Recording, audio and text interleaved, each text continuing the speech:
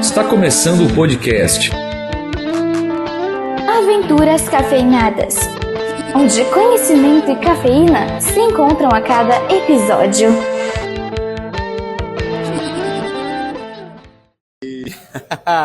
Olá, amantes de café, amantes do conhecimento. Nós estamos aqui no restaurante Divina Ceia e você é o nosso convidado para mais um podcast, mais um episódio do Aventuras Cafeinadas. Esse Aventuras Cafeinadas aqui é o Resenha das 12, tá? Então nós temos o Aventura em Movimento, esse, anota aí, é o Resenha das 12. Nós estamos aqui diretamente, como eu disse, desse restaurante magnífico, Divina Ceia. Hoje você tem a apresentação aqui comigo, professor Ângelo, meu amigo Éder Piccoli. Vamos embarcar conosco nessa jornada, vamos lá para mais um episódio do Aventuras Cafeinadas. Meus queridos, minhas queridas, meus pelegos e minhas pelegas, meus cafeinados e minhas cafeinadas, né? De volta ao ambiente do restaurante, né? Ontem nós estávamos no Paládio, né? Ganhou, quem viu ali, a xicarazinha, né? Estão ficando famosos, ficou chiquetoso, tá? Então, meus queridos, minhas queridas, ó, é um prazer inenarrável. Essa palavra é chique, né? Lembrou do salgado. Salgado. Inenarrável estarmos aqui hoje, horário de almoço. Se você ainda não almoçou, já sabe, ó, bate um telefone para nós aqui. Hoje o tempo está mais propício para pedir, tá? Mas quiser vir aqui também no Divina Ceia, vem. E estamos aqui, né? Mais um episódio com a professora e comunicadora Thelma Camargo. Já lembrando, eu sempre falo, se eu falar alguma coisa errada, corrige, tá? Sem crise alguma. Formada em letras, esse é parceiro, ó. Parceiro de curso. Formada em letras. Magistério também. Magistério. Habilitado em língua estrangeira moderna em inglês. O meu foi só único. Eu não tive as moral de fazer língua estrangeira, não. Não bateu. Foi funcionária pública concursada da Sanepar até 96. E em 97 passou por uma transição profissional que mudaria sua vida, se tornando comunicadora. Já teve programa jornalístico na Rádio Cultura de Umuarama e permaneceu na imprensa umuaramense por quase 20 anos. Gestora de uma empresa de comunicação, a qual prestava assessoria, articuladora, assessorista, cerimonial de eventos. Jesus amado, quanta coisa, hein? E ainda publicidade e propaganda. Credenciada do Sebrae. Meu pai, é tudo S, Sanepar. Eita, nós. Hoje tem coisa aqui para falar, hein? Sebrae, consultora, instrutora, palestrante nas áreas de empreendedorismo, marketing, venda e atendimento ao cliente. Vamos lá que eu chego. Prestador de serviço também como consultora meu pai, do Sistema S, né? Então, Sesc, Senac, e também concluiu com a passagem pelo país vizinho, né? Lá no Paraguai, como consultora de desenvolvimento humano e educação em 2020, tá? Então, você viu que o currículo aqui é gigantesco, tá? Boa tarde, seja bem-vindo, obrigado pela presença, né? E vamos começar as nossas perguntitas. Prazer estar aqui, viu? Bom, Thelma, o prazer é nosso. Tudo bem contigo, Thelma? Tudo ótimo, muito obrigada pelo convite. Agradecer primeiramente esse convite tão gostoso, né? Não, é muito bom, né? A gente viu aqui. E que aconchegante aqui, né? Que gostoso. Delícia, que delícia. É um bate-papo de amigos aqui mesmo, muito né? Bom, E foi justamente isso, olha só. A gente chamou a Thelma, ela é mãe do Bruno Camargo, que você também já viu aí no podcast. E aí, falou assim, começamos a bater um papo, falou assim, gente boa pra caramba. Aí você, temos que chamar ela, cara, vai ser muito massa. Thelma, é um grande prazer, mais uma vez, ratificando isso daqui, ter você com a gente. E para iniciar, então, essa conversa, a gente tem aquela pergunta clássica aqui do Aventuras Cafeinadas, né? Do quem é você? Conta pra gente um pouquinho, resumidamente ali, sobre a sua trajetória pessoal. Uhum. A gente já colocou algumas questões profissionais aqui, se você puder contar mais um pouquinho pra gente. Claro. Quem é Thelma Camargo? Então, primeiramente, é um prazer dizer que eu sou umuaramense mesmo. Nascida aqui em Umuarama, nasci... Raiz, entendeu? Raiz, umuaramense da Gema, né? Nasci aqui em Umuarama, no Hospital Rio de Janeiro. famoso Hospital Rio de Janeiro não existe mais, tá? Não existe mais. Hoje só tem lá o São Paulo, sabe? Que é Não Norospar. Norospar, Agora que é a Norospar, maternidade, né? inclusive, né?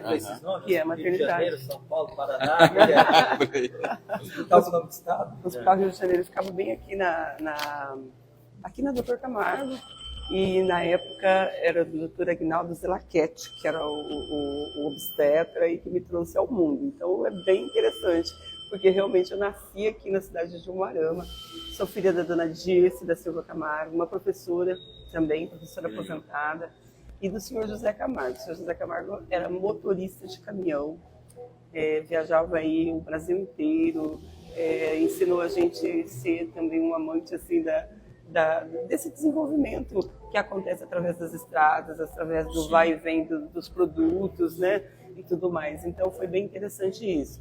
E a minha mãe, quando eu nasci, naquela época a gente não tinha licença maternidade, todo esse processo que hoje tem. Então ela me levou para a escola com 40 dias, né? 40 dias de nascida ela já me levou para a escola. Acho que ela já traçou o meu destino. Já traçou o meu destino, né? Acho que mais ou menos isso. Isso. Eu comecei a trabalhar muito cedo, eu comecei a trabalhar em 85, eu estava com 15 anos na época, 14, 15 anos ainda, né? Nessa área de educação. Passei pela área de educação, fui funcionária da prefeitura como professora, porque eu fiz o magistério, então naquela época você já estava habilitado para dar aulas. Sim. Né? Então, passei fiz essa trajetória como professora, mas logo me apaixonei pela área corporativa. Né? Eu passei num concurso da Sanepar na época e assumi esse trabalho como gestora. Então, ali nasceu uma grande paixão por esse trabalho que eu vejo que é algo que vai muito além, que continua, que faz você se apaixonar por esse processo de estar sempre melhorando, sempre buscando um aperfeiçoamento. Né? Então, eu acho que a área corporativa, ela traz isso para a gente, né? A educação realmente ela é transformadora, mas a continuidade da educação, ela está no corporativo, ela está quando você realmente assume um trabalho nas empresas, no comércio, na indústria, onde exige de você esse aperfeiçoamento constante. Isso é legal, né? E é verdade mesmo. Então, vamos aproveitar esse viés aí, que a gente está falando de educação e tudo mais, tal. Vamos para essa questão aqui, ó. Né? O que te levou à escolha do curso de letras? O que te motivou? Na época eu era muito jovem ainda, então o que eu queria era uma continuidade. Né? Eu fiz magistério e queria uma continuidade nessa área.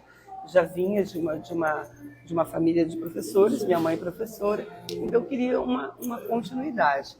Na época eu fiz a FAFIU, Faculdade de Filosofia, Ciências e Letras de Umuarama, que depois veio se transformar na Unipar, que nós temos aqui hoje, né? Então é uma história muito interessante, porque eu passei por todos esses processos de transformação da nossa cidade, de busca deste aperfeiçoamento em todas essas áreas. A transformação de uma faculdade que nós tínhamos aqui desde a década de 70 e que daí no final da década de 80, no começo dos anos 90, se transforma numa universidade. Então isso é muito legal, tenho muito orgulho de ter passado por essa formação, de ter tido professores que foram verdadeiras lendas aqui em Umuarama, como o professor Caiamoli, o professor Lucas Deleutério, né, e tantos outros, o professor Reinaldo, que são professores que praticamente fizeram essa transformação que a Unipar passou de uma faculdade, né, exato, na área de humanas, na área de exatas, para uma universidade.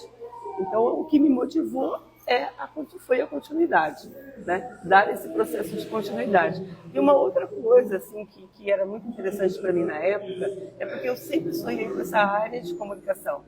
Então, na época, eu queria ser jornalista. E a gente não tinha jornalismo ainda aqui na nossa região. Então, para fazer jornalismo, precisava sair, precisava ir para as grandes capitais, precisava sair, inclusive, aqui, né, da nossa região noroeste. Nós não tínhamos nada aqui próximo na área de jornalismo. Mas eu logo pensei, letras trabalha com toda essa questão de texto, com toda essa questão que eu gosto tanto, a parte da comunicação e expressão, né, que era algo que sempre me encantou. Então, letras era muito completo para mim, né? E tanto é que eu me especializei realmente, né, na área de língua portuguesa, na parte de produção textual, então, porque isso me contemplava. Que legal. Isso é muito interessante, né, gente? Olha só. E para você aí, né, que é cafeinada, que está seguindo a gente, nós tentamos aqui sempre trazer pessoas contando suas histórias e o porquê das suas formações, né? Isso é muito legal para você que está decidindo aí, nesse momento, em qual faculdade, qual universidade você vai entrar. E lembrando que nesse primeiro bloco, a gente tem aqui sempre, o objetivo é conhecer ali um pouco da profissão e do aspecto de vida dos nossos entrevistados. Aí nós vamos seguindo depois do segundo bloco com os seus feitos, né? Então vamos lá para mais uma pergunta então, Thelma. Em 1997, né, você passou aqui para a gente conversando lá, que você fez uma transição de carreira, certo? Que você aí... Né, você teve ali essa transição, saiu da Sanepar para ser comunicadora. O que motivou essa mudança? E como essa transição, né, como que foi viver essa nova área? Né, sair de uma área que trazia uma segurança, que é uma empresa estatal, e de repente falar, não, eu vou me tornar comunicadora. Olha, nós tivemos nessa época, de fato, uma mudança muito grande nessas questões profissionais. Eu vi as estatais passarem por uma crise muito forte. Certo. Na época a gente teve, por exemplo, Telepar, a gente teve a constante ameaça da privatização da Copel. A Sanepar já era uma empresa de economia mista, ela nunca foi uma empresa totalmente estatal, ela era economia mista. Então eu presenciei tudo isso, essas mudanças, né? Essa mudança eu fui uma jovem, uma adolescente que viveu naquela época em que o tão sonhado emprego numa estatal era tudo que você queria, né?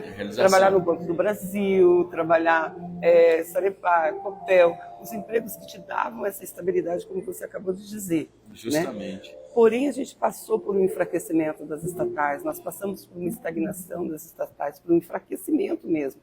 Né? Foi a época da Vale, foi a época de tantas outras, né, que foram sendo privatizadas. Tanto do governo federal quanto no Paraná também. Quanto no Paraná. E no Paraná a gente tinha empresas assim, muito bem estruturadas. As estatais sempre foram muito bem estruturadas no Paraná. E sempre foram assim, o almejado realmente. Estar numa estatal era algo que trazia não só para a gente a questão da estabilidade, mas também a questão do crescimento profissional, a questão de você galgar, né? Na época a gente tinha as políticas de cargos e salários que te permitiam esses avanços, esse crescimento, e que melhorava para você tanto na questão de crescimento profissional, de mudanças de tarefas que você ia fazendo, de funções, como também economicamente. Certo. Mas tudo isso passou por uma crise. Né? Certo. A década de 90 a gente passou, o finalzinho da década de 90, que foi bem esse marco, 97, 98, 99, onde as estatais foram privatizadas. Né? Havia esse medo. Então, exatamente. E a gente tinha uma coisa chamada demissão voluntária na época, né? A famosa demissão voluntária, você lembra disso? Né? Que era um incentivo para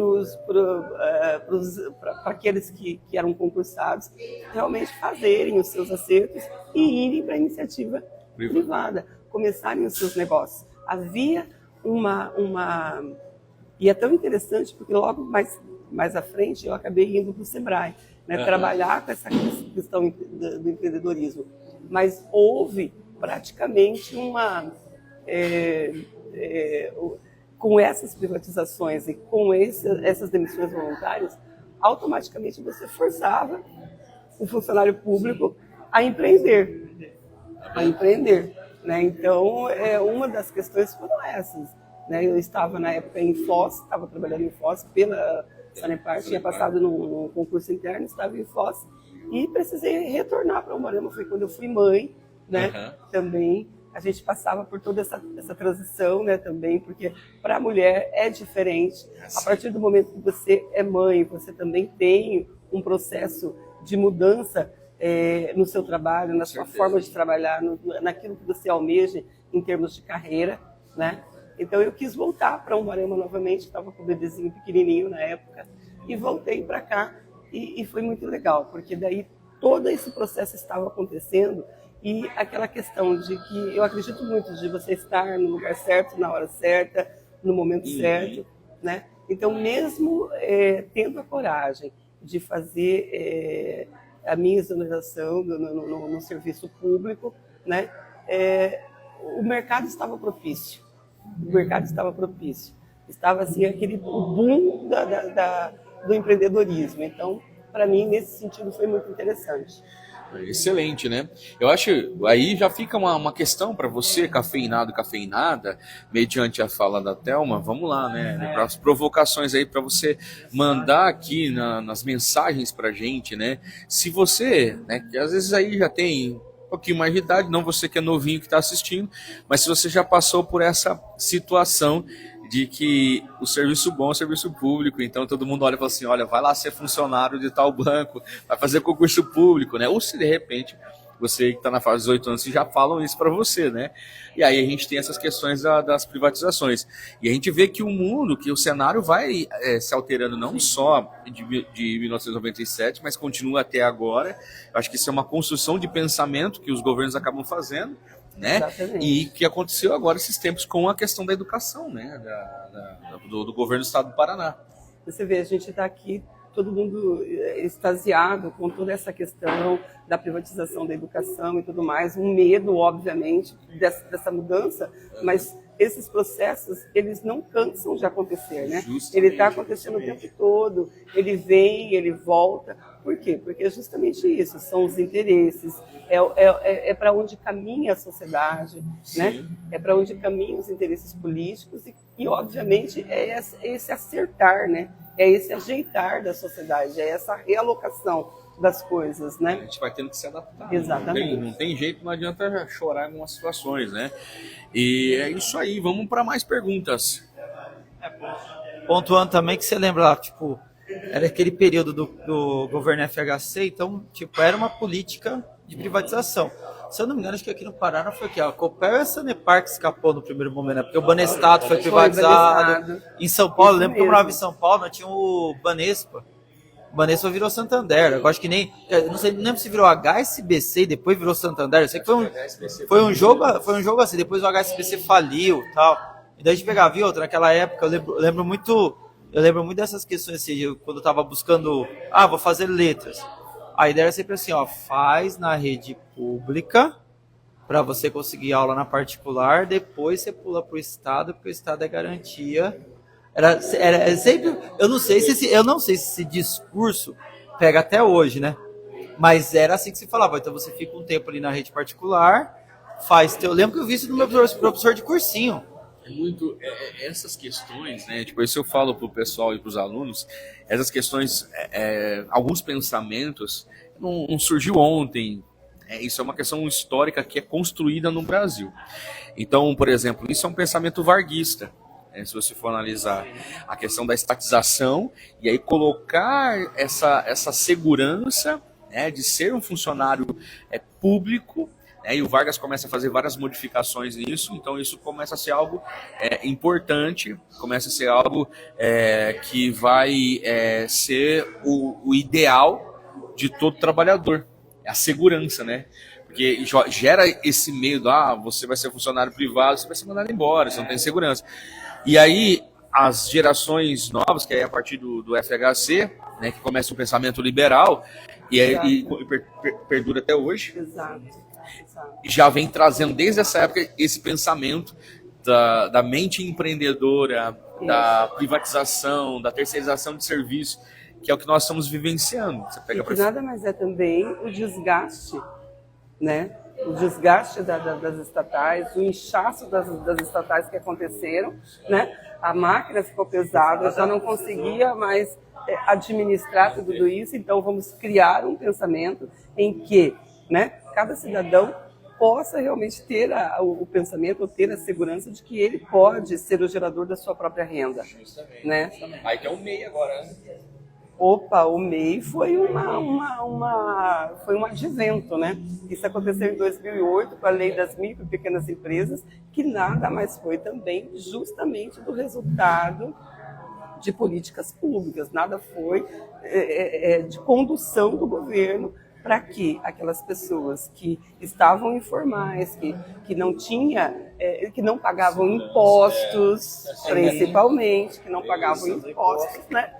A terem o seu próprio negócio e poder, a partir dali, fazer parte de um sistema controlado. Isso é verdade.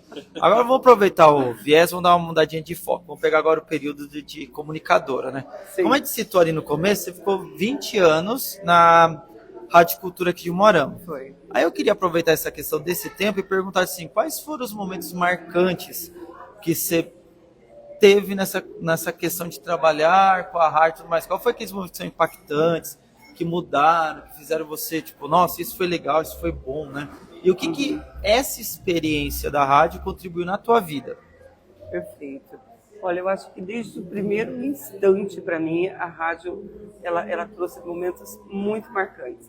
Eu estava recém-chegada de Foz, e eu me lembro que eu estava ouvindo alguns comerciais, né, na Rádio Cultura. Eu estava, assim, no carro, zapeando o dial do rádio e ouvindo alguns comerciais, e me chamou atenção os textos.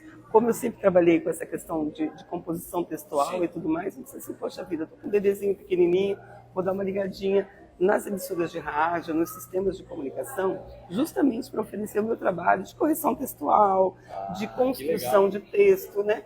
Você vê a importância realmente dessa questão da escrita, da docência, né? Daí você volta lá atrás, quando escolhi letras, justamente porque, né, era... Só que, claro, na época, eu não imaginava que eu pudesse estar ali a um passo de realizar o meu sonho de antigamente, que era justamente trabalhar na área de comunicação.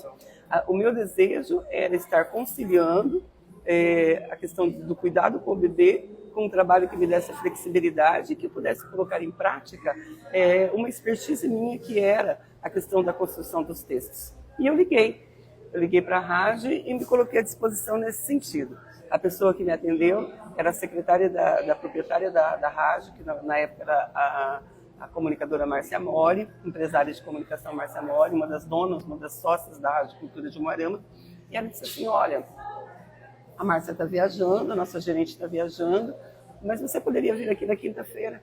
Ok, posso vir na quinta-feira. Quando eu cheguei lá, essa moça ela já tinha falado a respeito da minha voz, a respeito da facilidade de comunicação, afinal de contas, eu estava vindo de uma estatal, estava vindo, né, desse processo profissional já construído, apesar de estar ali nos meus 26, 27 anos, mas eu já vinha de uma construção de trabalho bastante antiga, né? Sim. Tinha começado lá atrás, em 85, como professora, né?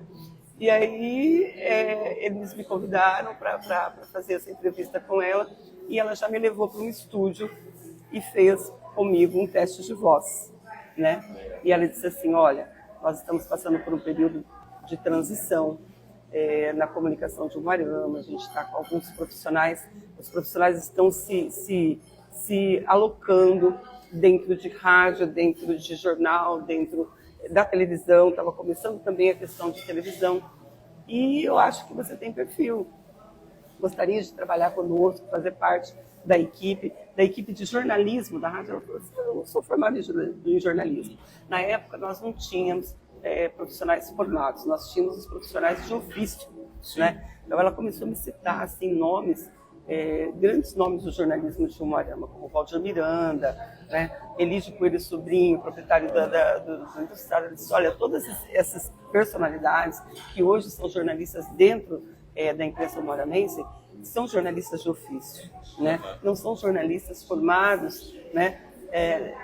Enfim, ela me convenceu a fazer um programa de rádio naquela época, ao meio-dia, que se chamava Noroeste Urgente, e que fazia entrevistas como a gente está aqui agora, nesse instante. E o primeiro trabalho, que foi uma incumbência para mim, foi como repórter. E eu sou apaixonada até hoje por esse ofício de reportagem, de você poder ir até a notícia, ir até o fato, ir até o acontecimento. Era a visita do Jaime Lerner, do nosso governador na época, e ela disse assim, olha, eu cheguei, ela disse assim, amanhã a gente vai ter toda uma movimentação, porque nós temos a visita do governador daqui, e eu gostaria que você fizesse a cobertura. Eu pensei, meu Deus do céu, como é que eu vou fazer isso, né?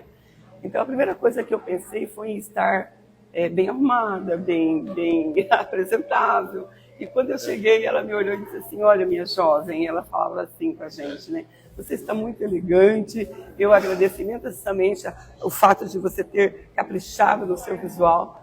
Aí ela estava com uma camiseta da rádio, dentro de um pacotinho, assim, disse assim, mas eu iria ficar muito feliz se você pudesse vestir a camisa da minha empresa, a camisa da minha rádio. E ela me deu aquela camiseta, e eu coloquei aquela camiseta, e fui para o aeroporto, e lá estavam todos da imprensa moranense, né?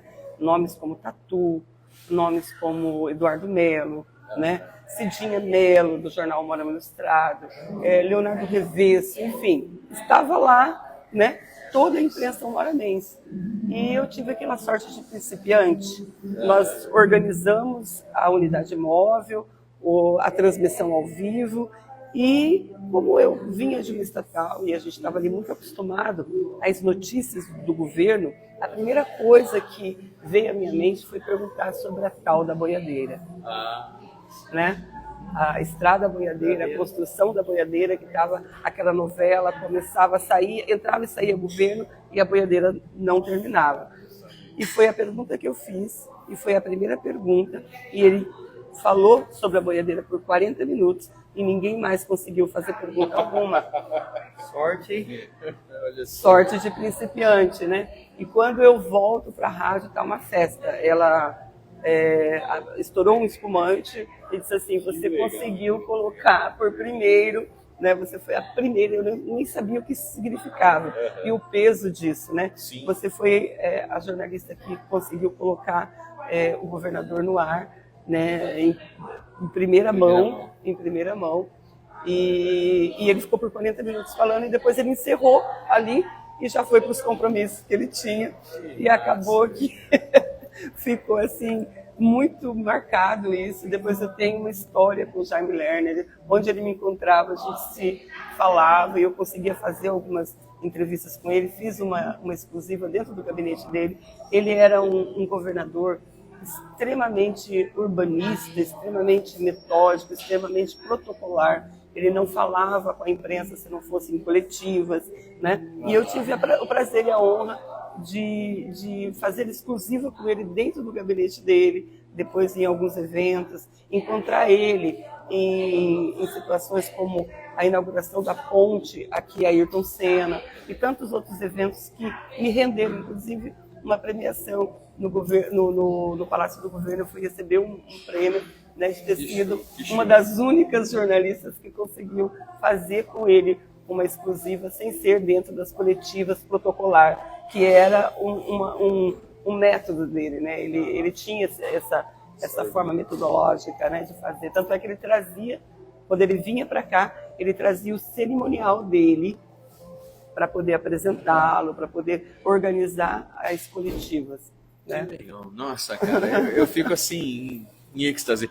Eu acho muito legal você escutar essas histórias, né? Coisa que vem a contribuir assim de uma forma tão bacana, assim, que é a nossa história moramense. Esse é o objetivo aqui do Aventuras Cafeinadas, trazer personalidades aqui de Umuarama e região também. Então a gente já trouxe outras pessoas também de região, e cada história que vem aqui você fala, cara, eu não sabia disso, olha que massa, que bacana essas coisas, mas olha, de verdade, o papo tá fantástico, cara, tá muito legal. E galera, agora é a hora do jabá, mas antes de ir pro jabá, deixa eu ver se tem alguma informação aí, perguntas, abraços. Vou soltar, galera, que acho que tem uns pelegos que é ex-aluno aqui que acharam que o podcast como é que fala? Área de comunicação, tô trocando ideia entre eles, tá? Então, são os perdidos aqui, ó. Então, tô meio perdidinho aí de como funciona o podcast, na verdade, tá? Mas tá do resto, galera aqui colocando as palavras aí. Firmeza. Se tiver alguma pergunta, manda aqui que a Thelma responde. Como eu disse, nossos entrevistados sempre respondem tudo. Galera, então aqui agora vai a hora do jabá. Para você que está aí nos assistindo nesse momento, agora nós estamos no restaurante Divina Ceia. Aqui tem marmitex, aqui tem almoço, aqui tem janta, né? É só você vir aqui na Rua Arapongas, número 3923, pertinho da Rainha dos Calçados. Então, é só você descer aqui a Rua Arapongas e chega aqui na esquina, tem o Divina Ceia. Entra aqui, fala com o Julião, né, pede o seu marmitão, o seu prato, enfim, você vai gostar muito daquela comidinha caseira. Quer pedir aí na sua casa? Liga para nós aqui, 44-3152-1852. 44-3152-1852. E, gente, já que você está aí, né, mandando mensagem aqui para o Aventuras Cafeinadas, né? Conversa com a gente aqui, vai lá, segue a gente, segue o canal, segue lá no YouTube, se inscreva no nosso canal Aventuras Cafeinadas e também aqui no Instagram, Aventuras Cafeinadas. Nós temos também o Instagram do Divina Ceia, @DivinaCeia Umuarama. Outra situação, quer ser um patrocinador deste podcast, né? Para a gente falar sobre a sua marca, a gente divulgar nas nossas redes sociais. E olha só, vamos aqui falar a questão de primeira mão, né? Está sendo desenvolvido agora o site do Aventuras Cafeinadas. Legal. Primeira mão. Primeira mão, o site do Aventuras Cafeinadas. Então, a gente vai divulgar a sua empresa tanto lá no site quanto nas redes sociais. Então, entre em contato, 9959-1026. 44-9959-1026. E vamos lá continuar nosso papo que está muito bom aqui. Thelma, agora vamos pensar aqui na questão da consultoria, né? Você como consultora aqui, e conversando contigo, você falou para nós aqui que você foi consultora, instrutora e palestrante do Sebrae. Isso. E também atuou na FEComércio, né? Quais são as principais lições que você aprendeu ali ao trabalhar nessa parte do empreendedorismo, do marketing, vendas, atendimento ao cliente nessas instituições? E também fala pra gente como que você chegou lá, assim, como que é ser consultor? Então, o processo de consultoria do Sebrae, até hoje, ele funciona através do credenciamento.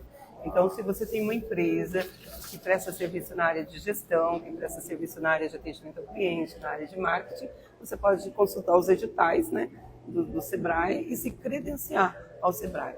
Então, eu me credenciei ao Sebrae na época, através da minha empresa, justamente essa empresa que tinha sido criada lá atrás, na área de comunicação, né? E ali eu já estava trabalhando com eventos na época, fazendo toda essa assessoria de imprensa. E aí eu já trabalhava ali com associação comercial, nessa área de vendas, nessa área de campanhas publicitárias.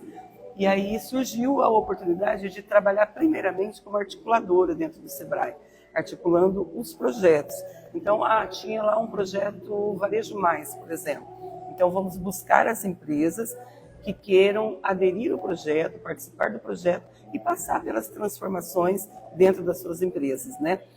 E aí, como eu trabalhava com vendas, conseguia agregar muitas empresas participando desses projetos. Então, ia e praticamente fazia a adesão dessas empresas aos projetos, fazia essa articulação. Então, a partir do momento que eu comecei a fazer essas articulações, surgiu também o interesse e a expertise, e todo o preparo também que o Sebrae já oferece para os seus credenciados, para começar a atender essas empresas nas suas necessidades. Eu fui consultora de balcão, que a gente chama, né? Na época chamava-se consultora de balcão, que era aquele profissional de consultoria que estava ali no Sebrae à disposição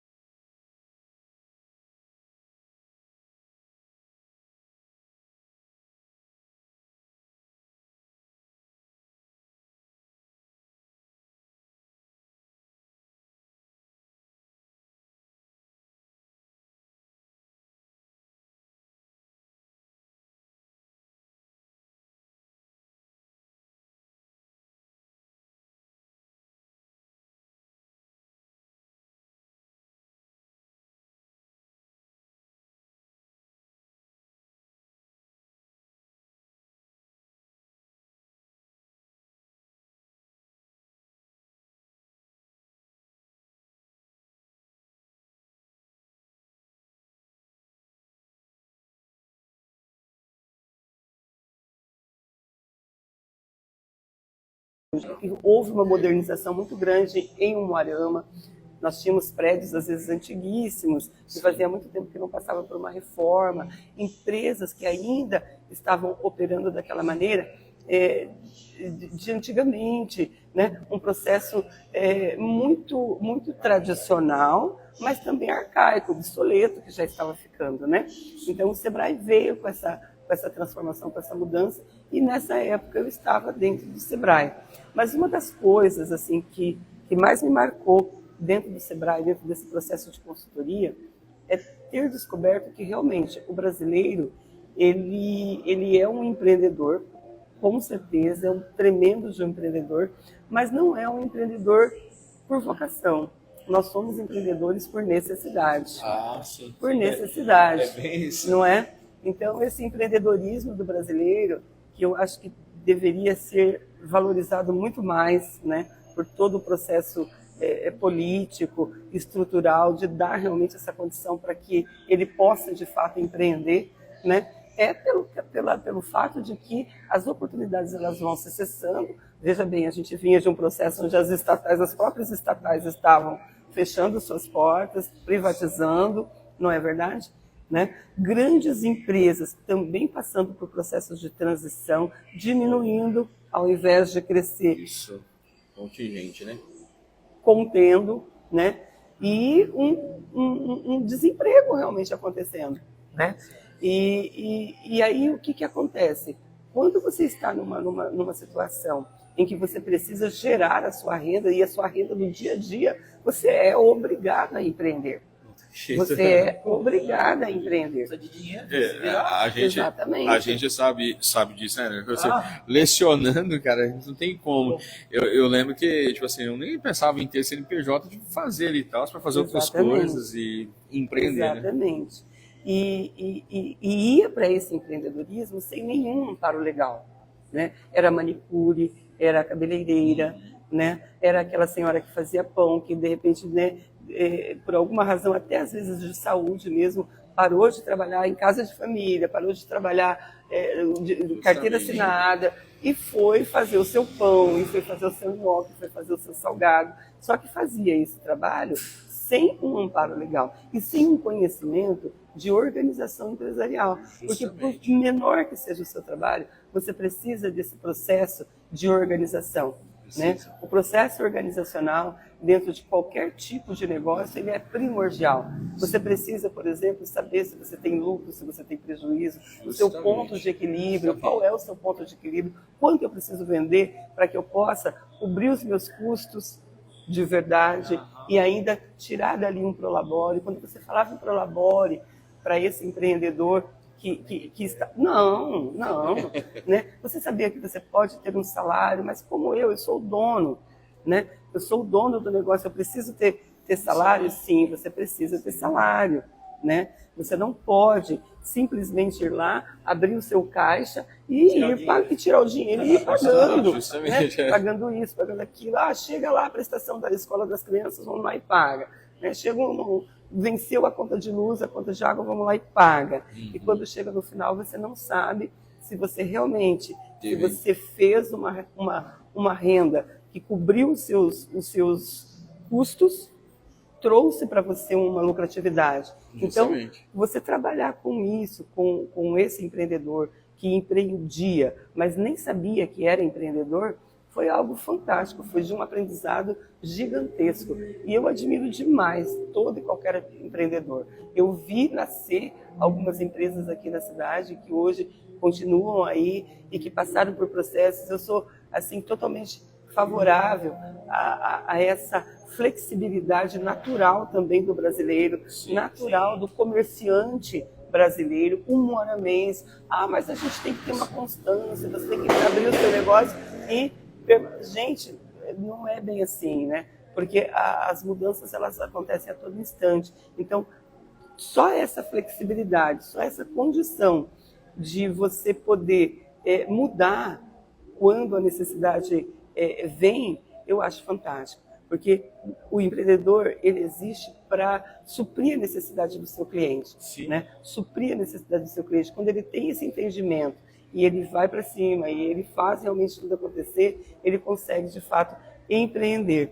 Ainda que seja esse empreendedorismo, como a gente acabou de dizer, por uma necessidade, ele se aloca, ele aprende, ele busca conhecimento, né? Então, eu vejo que houve, de fato, assim, uma contribuição gigantesca do Sebrae nessa construção, de profissionalizar os nossos empresários, aqueles empresários que se jogaram, né, por uma necessidade, mas que precisava passar, como todo e qualquer profissional, precisava passar por esse processo de aperfeiçoamento profissional. É legal isso, né? Parece às vezes ser uma coisa tão simples, mas acho que, igual você citou aqui, não só a parte do empresariado, mas acho que toda a sociedade brasileira não tem essa educação financeira, né? E aí não consegue ter um planejamento, né? Tipo, e a gente não chega a lugar algum sem ter um ponto, olha, onde eu quero chegar, né? Igual se você, o cara tá vendendo lá, sei lá, nhoque, tá vendendo, mas ele não tem um ponto de onde ele quer chegar. Quanto que eu quero produzir? Não, as pessoas vão comprando, eu vou produzindo mais, de uma forma aleatória, né? Então, eu acho bem legal isso que você está falando, que você trouxeram, né, com o Sebrae, então, essa clareza, né, para essa população, né, para esses indivíduos, né? Exatamente. Essa necessidade de haver uma reestruturação do seu negócio, no sentido de ter um negócio organizado. É um negócio extremamente pequeno, familiar, excelente, não tem problema. Mas você precisa ter uma ficha de produto, você precisa ter toda uma construção para saber se você realmente está tendo lucratividade ou não. É isso aí. Aproveitar aqui, ó, apareceu a pergunta do filhote aqui, ó. Ele pediu para a gente dar uma pontuada ali no que seria, o que a gente falou lá no começo. Eu citei Sistema S, falei SESI e Senai, mas eu não expliquei, então aproveita aí, explica para o pessoal aí o que seria esse Sistema S, o que ele contempla. Perfeito. O Sistema S, ele faz parte da FEComércio, que é a Federação do Comércio, né? Então, o Sistema S, ele é contemplado pelo SESC, SENAC, SESC, né? Todo o Sebrae não faz parte apesar do S. Né? Apesar do S, o Sebrae ele não faz parte, porque o Sebrae ele trabalha, né, com as micro e pequenas empresas. É uma outra contemplação. Né? Ele não trabalha com a educação profissionalizante, com os treinamentos profissionalizantes. Ele trabalha com empreendedorismo, ele trabalha com o empresário, com aquele candidato a empresário ou com aquele empresário, com aquela pessoa que já tem o seu próprio negócio e quer melhorar o seu negócio. Então, o Sistema S, ele trabalha com a parte de profissionalização, certo? Seja do comércio, seja da indústria, né? Ensinar o indivíduo a trabalhar.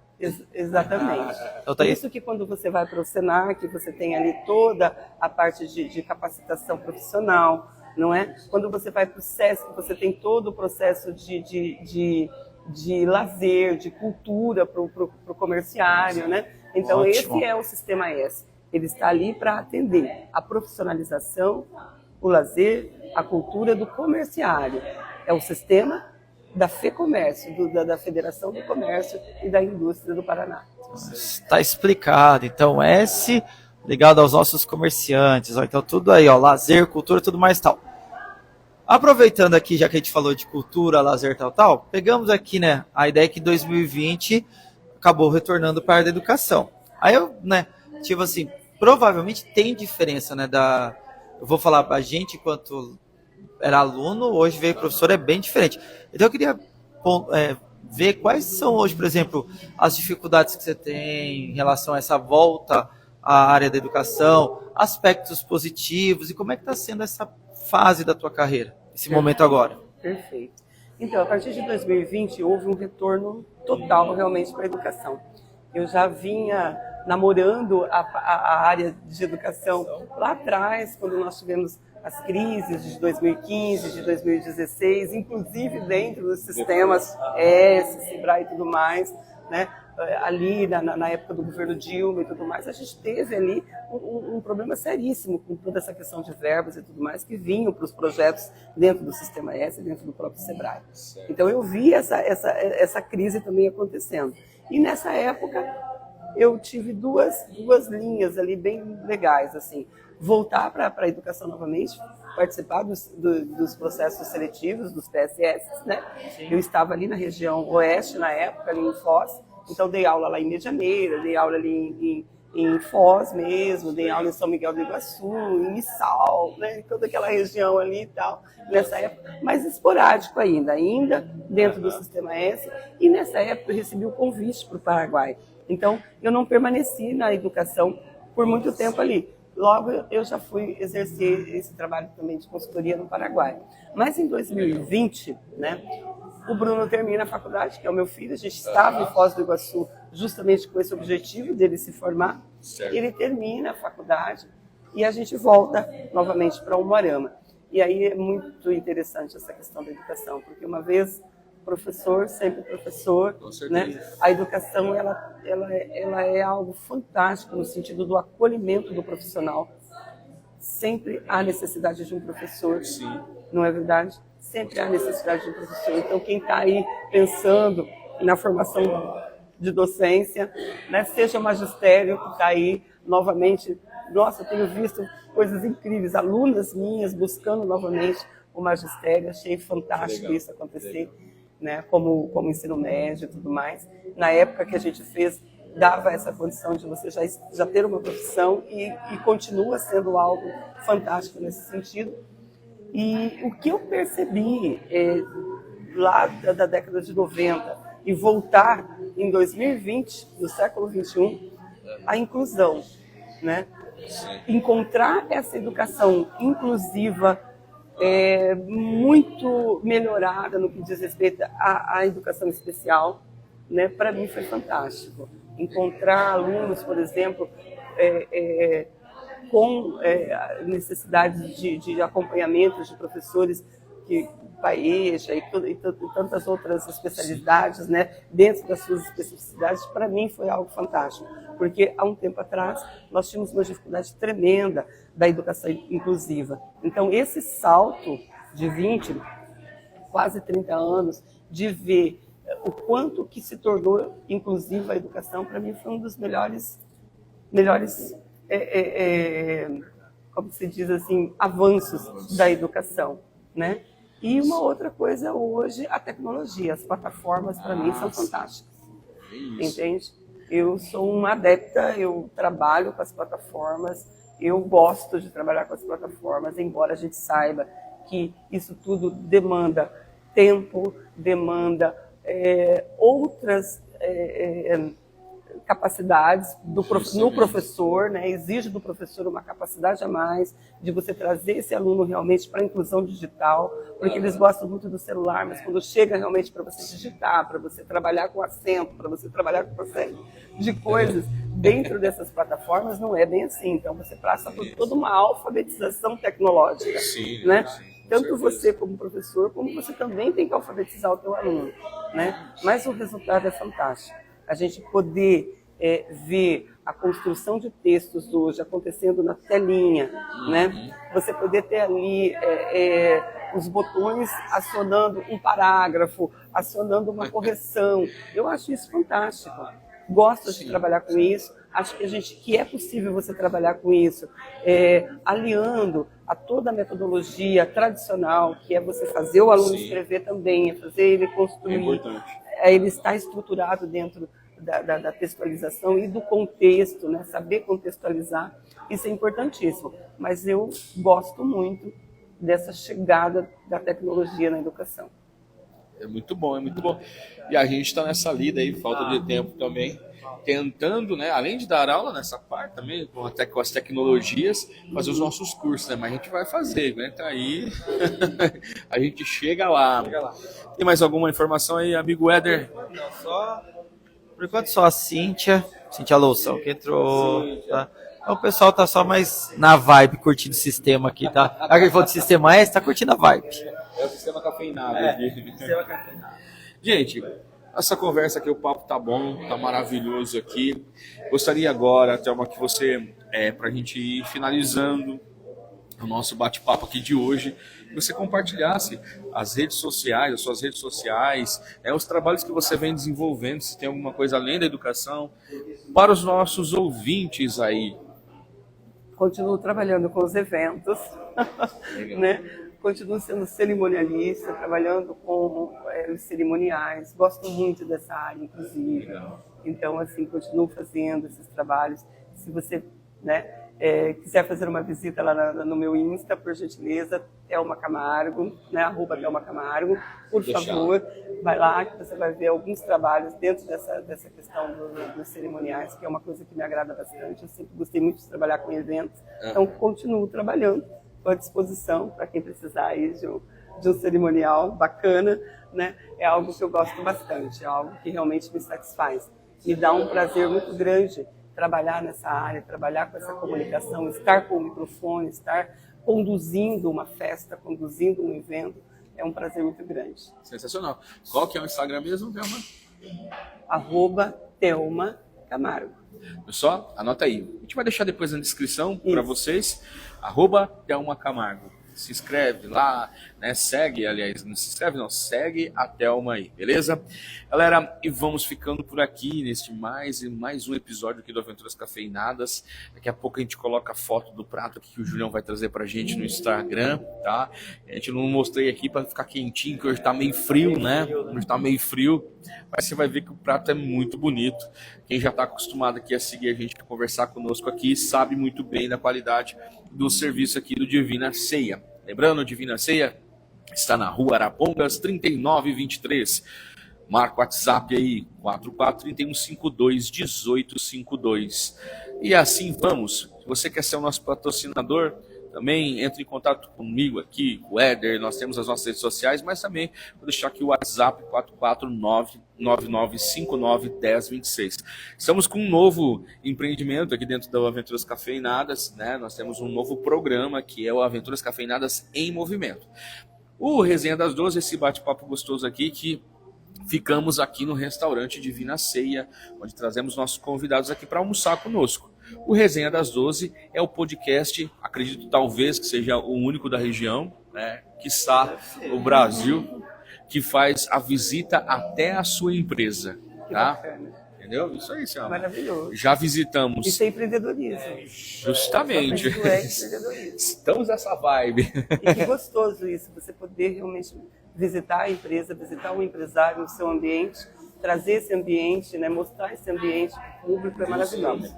É mostrar o ambiente também, é mostrar a história desse cara, porque às vezes você passa lá na fachada e fala, nossa, cara, que negócio bonito. E, esse cara deve ter a vida assim, mas você não sabe da história por trás dele, né, Éder? Então, esse é o nosso objetivo. Então, se você conhecer alguém, quiser indicar pra gente aqui, Aventuras Cafeinadas Movimento vai até a sua empresa. A gente faz todo o processo de conversa do podcast e as edições. Fazemos uma filmagem da tua empresa e depois distribuímos na rede social, inclusive com impulsionamento. Estamos com uma promoção assim, ó, baratinho mesmo, cara, tá? É bem simples ali mesmo, a ideia financeira é R$ 149,90, tá? Fazemos tudo isso para você ali e tal, você vai ver assim que sai uma bagatela, ainda mais com impulsionamento, tá? Para você ser ainda mais reconhecido. Nós fizemos aqui, né, o Aventuras Cafeinadas em Movimento na empresa do ateliê da professora Rosângela Defende. Um abraço, professora Rosângela. E nós fomos ontem, até o final de semana vai estar no ar, o Aventuras Cafeinadas em Movimento no Shopping Paládio. Cara, filmamos lá, acredito eu, tomara todas as empresas, todas as lojas, né, Éder? Que bacana. Foi muito legal também a conversa com o Francisco, mais uma vez, Que tremendo obrigado. empreendimento, né? Diga-se de passagem, não é Ixi, verdade? nossa. É coisa gigantesca. Também. Não é? E também teve muita história legal, cara. Nossa, foi muito bacana também. Nossos convidados esse final de semana foi fantástico também, aqui, ó, foi sensacional as histórias. E ficamos por aqui, agradecemos mais uma vez, Thelma. Eu que agradeço. Muito obrigado. Foi um prazer. Prazer todo nosso. Obrigada mesmo, de coração. A gente que agradece. Você, Cafeinada, um grande abraço. Segue a gente no Instagram, no YouTube, vai lá, se inscreve no canal e também no Spotify. Um abraço e até a próxima. Semana que vem, só lembrando aqui, ó, semana que vem no Aventuras Cafeinadas vai vir, vamos entrevistar a Gisele Faria. Um grande abraço e até mais.